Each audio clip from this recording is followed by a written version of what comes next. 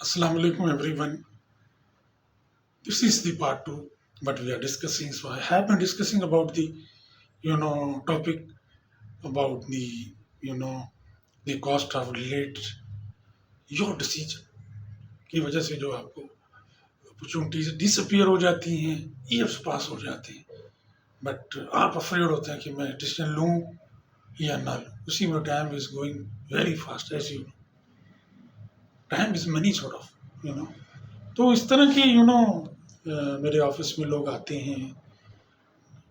I am counselling about them कि आप इस चीज़ को एनालाइज करें। You have to strong plan about. बहुत सारे रिश्ते मैंने देखे हैं जो ब्रेक की कंडीशन में होते हैं, तो आते हैं तो I have to counselling them. और जैसे अब एंगेजमेंट हुई और एक उसमें अब डिलेड हो रहा है, गर्ल्स फैमिलीज नीड कि भाई ये जल्दी होना चाहिए। अब वो 3-4 साल हो गए, तो बॉयज़ ये सोच रहा है कि मैं when I get the financial freedom तो मैं कोई स्टेप लूँ। उसी तरह निकाह हो जाते हैं, उसमें भी is so much delayed to get marriage date और समथिंग लाइक दैट। निकाह तो हो गया बट यू हैव टू रुखसती सॉर्ट ऑफ। तो उसमें फिर जो डिलेज आते हैं वो मेरे पर लोग आते हैं, तो आई एम ट्राइंग टू कि मैं उनको अंडरस्टैंड करा सकूं कि भाई आप इसकी काउंसलिंग मैं करता हूँ और mostly people are agreed.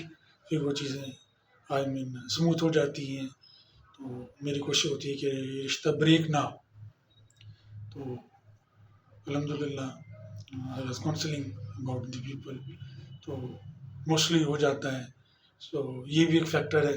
So I explain you the 2 examples.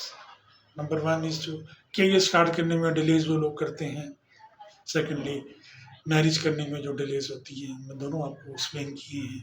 I hope you understand that. If you have looking my videos is good enough. अगर कोई मेरी वीडियो नहीं देख रहा तो you have to repost them, ताकि उनको भी अवेयरनेस आ जाए कि how is the time is important on the right decision on the right time.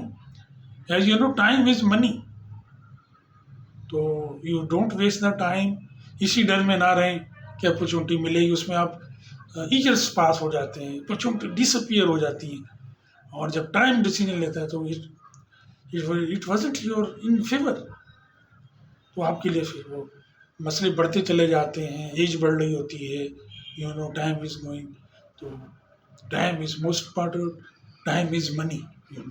तो आप जितनी क्विकली अपने आप को मैनेज करेंगे, you have to manage your self about your strong planning and powerful execution process लेके चलें और चीज़ों को एनालाइज करें। सारे फैक्टर्स को देखें, रिस्क मैनेजमेंट उसमें देखें, उसके फिर वो आपको डिसीजन लेने में इट्स ईजी, आसानी होगी और आप जल्दी डिसीजन लेंगे। So this is the my message what I convey you कि टाइमली आप डिसीजन लें। और इसी में टाइम गोइंग वेरी फास्ट। तो पता चला जी 4 साल 5 साल हो गए बट चीज़ें वहीं की वहीं हैं।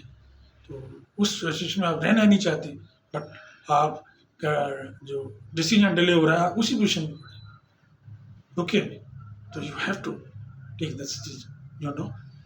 If you do not make a decision, so time will make decision for you. फिर वो रिग्रेट के अलावा कुछ नहीं होता।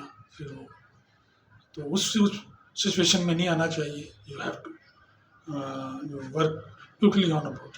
Thank you very much, take care and अल्लाह हाफिज़।